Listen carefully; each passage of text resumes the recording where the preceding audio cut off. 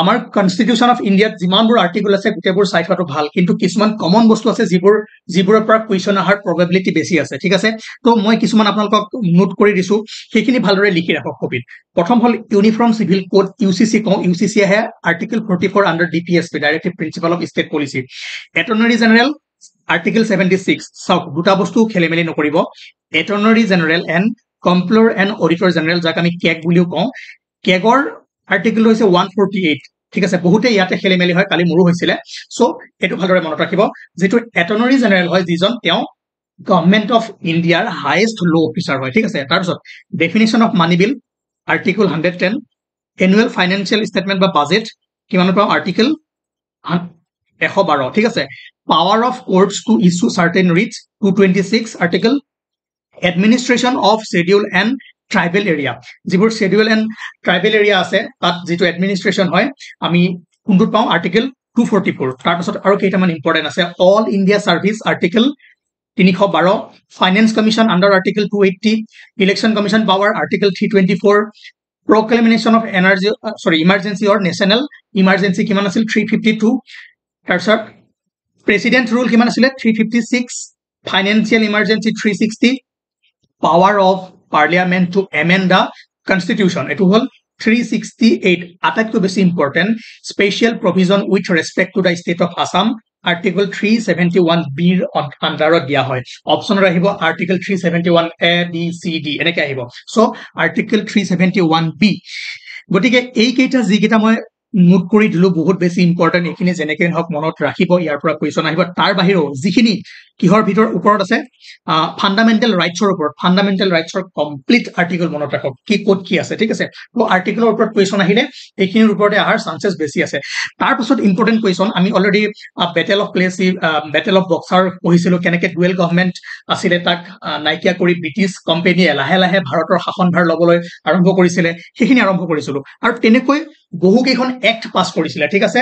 Regulating actor পৰা আৰম্ভ কৰি ইণ্ডিয়ান ইণ্ডিপেণ্ডেন্স এক্ট 1947লৈকে প্ৰায় 7-8খন এক্ট পাছ কৰিছিলে। তাৰ পৰা ইম্পৰ্টেণ্ট কুৱেশ্যন আহিব, ঠিক আছে। আমি গোটেইখিনি চাম, এটা এটা পইণ্ট চাম, যিকেইটা ইম্পৰ্টেণ্ট পইণ্ট মই মাৰ্ক কৰি থৈ যাম, আৰু সেইকেইটা যেনেকৈ হওক নোট কৰক, মনত ৰাখক, আৰু ইয়াৰ পৰা কুৱেশ্যন আহিবই লিখি ৰাখক, ঠিক আছে। চাওক, প্ৰথম আপোনালোকে জানে কোম্পানী ৰুল চলিছিলে কিমানৰ পৰা 1773 পৰা 1858লৈকে কি চলিছিলে কোম্পানী ৰুল, যি ইষ্ট ইণ্ডিয়া কোম্পানীয়ে বেপাৰ কৰিব আহিছিলে, লাহে লাহে কি হ'ল পলিটিকেল পাৱাৰটো লৈ ল'লে। তাৰপিছত 1958ৰ পৰা কোম্পানী ৰুল নাইকিয়া হৈ কি হ'ল ডাইৰেক্ট ক্ৰাউন ৰুল আহে, মানে ব্ৰিটিছ যি গভৰ্ণমেণ্ট আছে, ইংলেণ্ডত যি ব্ৰিটিছ গভৰ্ণমেণ্ট আছে, সেই গভৰ্ণমেণ্টে কি হ'ল ইণ্ডিয়াক কি কৰিব ধৰিলে, শাসনভাৰ মানে চলাবলৈ ধৰিলে, ঠিক আছে। তো আমি জানো কোম্পানী ৰুল আহিছিল 1773 পৰা আৰু ক্ৰাউন ৰুল আহিছিল 1858ৰ পৰা, ঠিক আছে। তো প্ৰথম ৰেগুলেটিং এক্ট আহিছিলে 1773, 1773 চনত। আৰু এই ৰেগুলেটিং এক্টত এটা ডাঙৰ প্ৰভিজন কি আছিলে যে যিটো গভৰ্ণৰ অফ বেংগল, যাক গভৰ্ণৰ অফ বেংগল বুলি কোৱা হৈছিলে, সেই পৰ্টফলিঅ'টো বা সেই পজিশ্যনটো চেঞ্জ কৰি কি কৰা হ'ল গভৰ্ণৰ জেনেৰেল অফ বেংগল। এইটো কুৱেশ্যন কেনেকৈ আহিব, কুৱেশ্যনটো আহিব যে কোনখন এক্টৰ অধীনত গভৰ্ণৰ অফ বেংগলটো গভৰ্ণৰ জেনেৰেল অফ বেংগললৈ চেঞ্জ কৰা হৈছিলে, তেতিয়া আপোনালোকে কৰিব লাগিব ৰেগুলেটিং এক্ট 1773। তাৰপাছত ইম্পৰ্টেণ্ট বস্তু যে the first governor general of Bengal was lord Warren Hastings, ঠিক আছে। ৱাৰেন হাষ্টিং মনত ৰাখিব, ভেৰি ভেৰি ইম্পৰ্টেণ্ট। থাৰ্ড পইণ্টটো ৰেগুলেটিং এক্টৰ ভিতৰত থাৰ্ড ইম্পৰ্টেণ্ট পইণ্টটো আছিলে it provided for the establishment of supreme court at Kolkata 1774, ঠিক আছে। যি কলকাতাত সুপ্ৰিম কোৰ্টৰ এষ্টাব্লিছমেণ্ট হৈছিলে কোনখন এক্টৰ আণ্ডাৰত, ৰেগুলেটিং এক্ট 1773। কিমান চনত হৈছিলে এষ্টাব্লিছমেণ্ট 1774, ঠিক আছে। মনত ৰাখিব, অসমীয়াটো লিখা আছে, ধুনীয়াকৈ পঢ়ি চাব। বংগৰ গভৰ্ণৰ জেনেৰেল হিচাপে নিযুক্তি দিয়া হৈছিলে, ঠিক আছে। বংগৰ প্ৰথম গভৰ্ণৰ জেনেৰেল আছিল লৰ্ড ৱাৰেন হাষ্টিং। নোট কৰক, লিখি ৰাখক, কপিলক লিখি ৰাখক। তাৰপাছত নেক্সট এক্টখন আহিছিলে 1784, যাক আমি পিটছ ইণ্ডিয়া এক্ট বুলি কওঁ।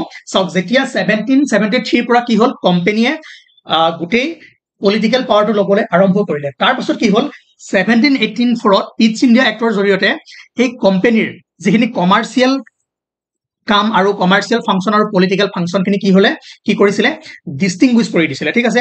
তো তাৰে কি কৰিছিলে, কেইখন বৰ্ড বনাইছিলে, এখন বোৰ্ডে চাব কমাৰ্চিয়েল ফাংচন খিনি, এখন বোৰ্ডে চাব পলিটিকেল ফাংচন খিনি। ইয়াত বহুত পইণ্ট আছে, গোটেইবোৰ পঢ়িলে সময় লাগিব, কিন্তু ইম্পৰ্টেণ্ট যিবোৰ আহিব পাৰে, সময় যিহেতু কম আছে, ইম্পৰ্টেণ্ট পইণ্ট দিছো, যিটো পইণ্ট লিখা আছে কপি কৰক, মনত ৰাখক, ঠিক আছে। ইয়াত কি হ'ল, distinguish between commercial and political function, কোম্পানীৰ বাণিজ্যিক আৰু ৰাজনৈতিক কাম কাজৰ মাজৰ পাৰ্থক্য ৰাখিছিল কোনখন এক্টে, ইষ্ট ইণ্ডিয়া এক্ট 1874, অকে।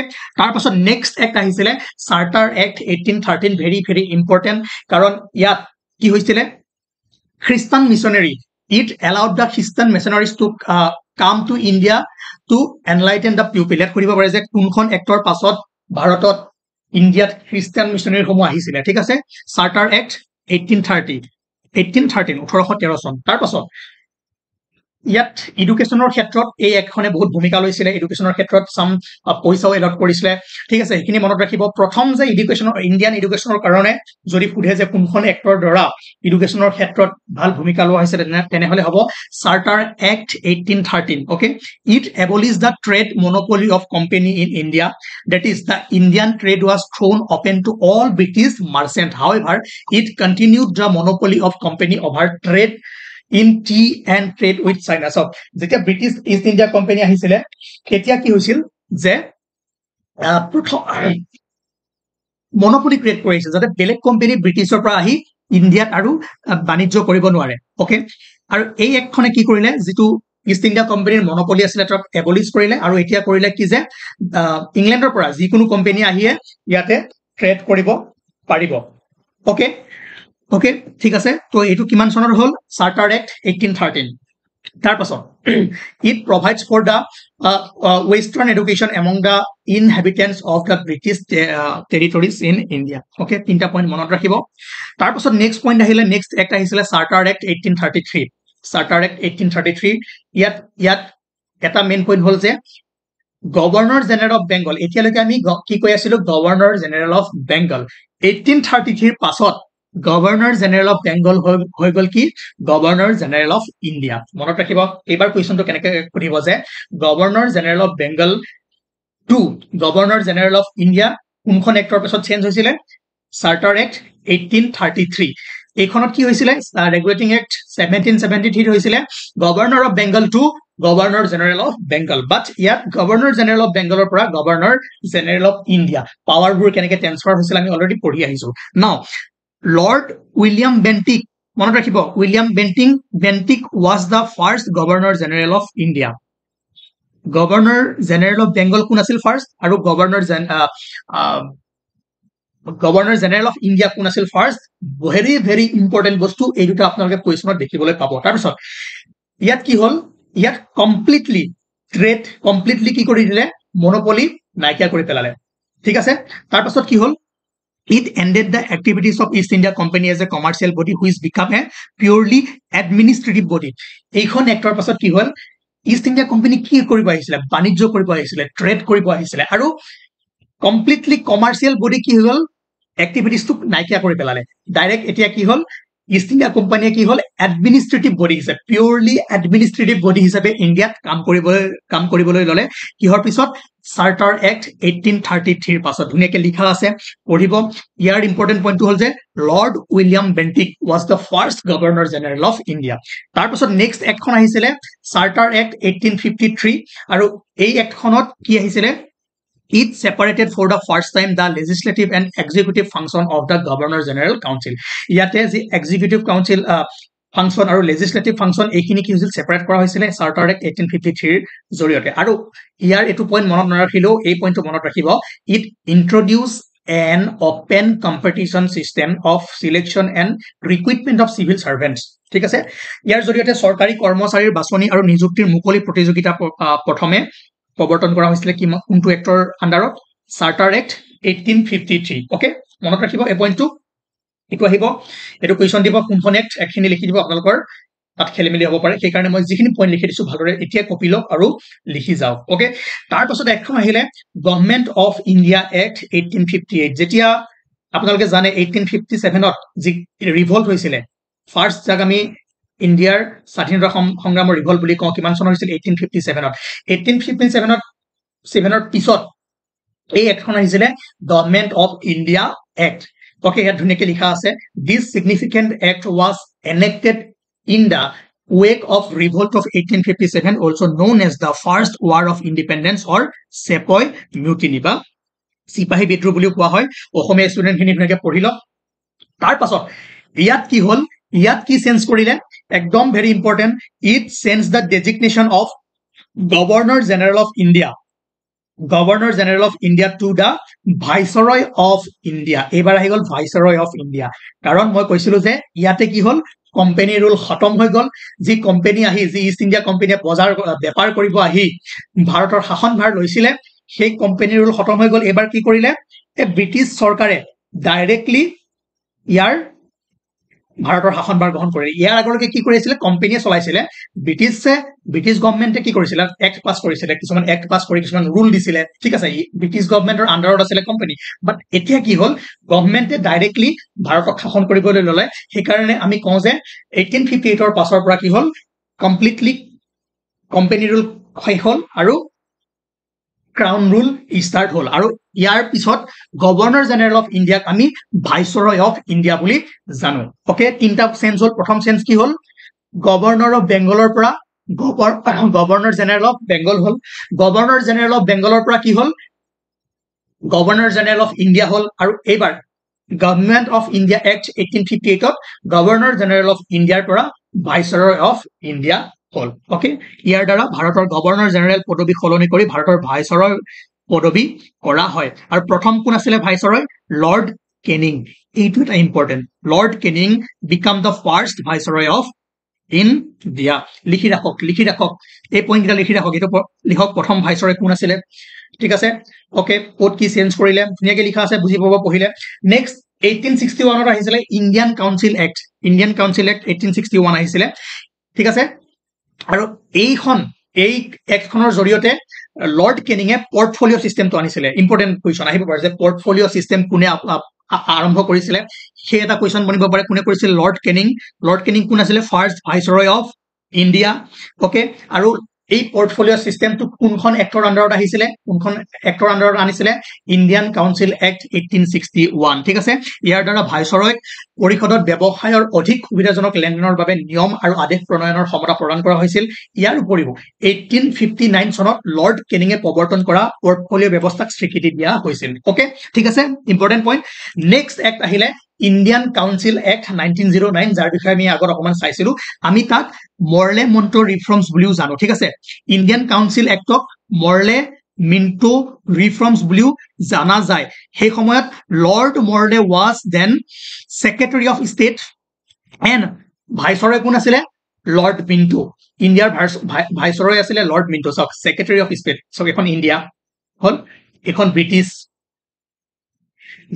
হয় নে ব্ৰিটিছ গভৰ্ণমেণ্ট ক'ত আছে ইয়াত ব্ৰিটিছে ইয়াত গভৰ্ণমেণ্ট আছে আৰু ব্ৰিটিছ গভৰ্ণমেণ্টে ইয়াত কি কৰিছিলে ভাৰতক শাসন কৰি আছিলে ক'ৰ পৰা ইংলেণ্ডৰ পৰাই আৰু সেইকাৰণে কি পঠাইছিলে ইয়াত ভাইচৰয় আৰু ভাইচৰয়জন কি আছিলে ব্ৰিটিছ গভৰ্ণমেণ্টে ইণ্ডিয়াক চলাবৰ কাৰণে যিজন তেওঁলোকে পোহৰি পঠাইছিলে এতিয়া মই সহজ সৰল ভাষাতে কৈ আছো পিছত ভালদৰে পঢ়িলে বুজি পাব ভাইচৰয়ে কি কৰিছিলে ইয়াতে ইণ্ডিয়াৰ কাম কাজবোৰ চাইছিলে তেওঁ মেইন আছিলে আৰু ইয়াতে ব্ৰিটিছত বা ইংলেণ্ডত আছিলে কি আছিলে সেক্ৰেটাৰী অফ ষ্টেট আৰু ইয়াতো এজন কি আছিলে সেক্ৰেটাৰী অফ ষ্টেট আছিলে ওকে আৰু ইয়াতে এজন সেক্ৰেটাৰী আছিলে আৰু ইয়াতে এজন ভাইচৰয় আছিল সেই সময়ত কোন আছিলে lord Morley was then the secretary of the state for India secretary of state for the India ঠিক আছে আৰু লৰ্ড মিন্টো আছিলে ভাইচৰয় অফ ইণ্ডিয়া যদি খেলি মেলি লাগিছে বাদ দিয়ক এইখিনি ইম্পৰ্টেণ্ট নহয় মেইন কথা ইয়াক জানা যায় মৰলে মিন্টো ৰিফৰ্মছ কম সময়ত ইমান বুজাবলৈ দিগদাৰ হৈ যায় অলপ ঠিক আছে তাৰপিছত ইয়াত আমি অলৰেডি পঢ়িছিলো এইখন যিখন মৰলে মিন্টো ৰিফৰ্মছ বা ইণ্ডিয়ান কাউন্সিল এক্ট 1909 চন আছিলে ইয়াত it provide for the first time for the association of Indian with the executive council of viceroy and governor মনত ৰাখিব Satyendra Prasad Sinha became the first Indian to join the viceroy's executive council he was appointed as the law member question to ahibo je who was the first Indian to join viceroy's executive council Satyendra Prasad Sinha অসমীয়াটো আছে ধুনীয়াকে চাইলক সত্যেন্দ্ৰ প্ৰসাদ সিনহা ভাইচৰয়ৰ কাৰ্যবাহী পৰিষদত যোগদান কৰা প্ৰথমজন ভাৰতীয় হিচাপে পৰিগণিত হয় ঠিক আছে তাৰ পাছত আমি পঢ়িছিলো যে যেটো কমিউনেল ৰিপ্ৰেজেন্টেশন ফৰ মুসলিম সেইটো আহিছিলে ইণ্ডিয়ান কাউন্সিল এক্ট 1909 ভিতৰত ঠিক আছে it introduce a system of communal representation for Muslims by accepting the concept of separate electorate question কেনেকৈ আহিব যে separate electorate ব্যৱস্থাটো কোনখন আইনৰ আন্ডাৰত আহিছিলে বা কোনখন আইনৰ পাছত আহিছিলে তো আমি লিখিব লাগিব ইণ্ডিয়ান কাউন্সিল এক্ট আৰু ইণ্ডিয়ান কাউন্সিল এক্ট আহাৰ লগে লগে তিনটা বস্তু মনত ৰাখিব Morley Minto reform Satyendra Prasad Sinha was the first Indian to join Viceroy Executive Council. Third point, separate electorate. ঠিক আছে separate electorate. সাম্প্ৰদায়িকতা অসমীয়াত পৃথক ভোটাৰ বাদ দিও অসমীয়াত বাদ দিও ডাইৰেক্ট এনেকৈ লিখিব separate electorate বুলি লিখি দিব ঠিক আছে ওকে ইয়াত মানে কি হৈছিলে মুছলিম যিখিনি ধৰক পাৰ্সন থাকিব তেওঁলোকক অনলি মুছলিম ভোটাৰহে ভোট কৰিব পাৰিব ঠিক আছে এই বস্তুটো আহিছিলে আৰু সেই কাৰণে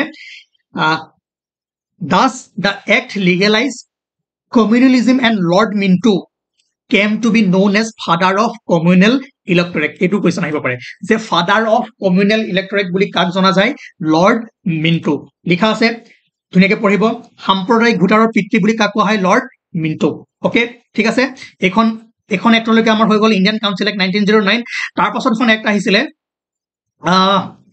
wait Yes, Government of India. No. Aru kon yar agor ahisile.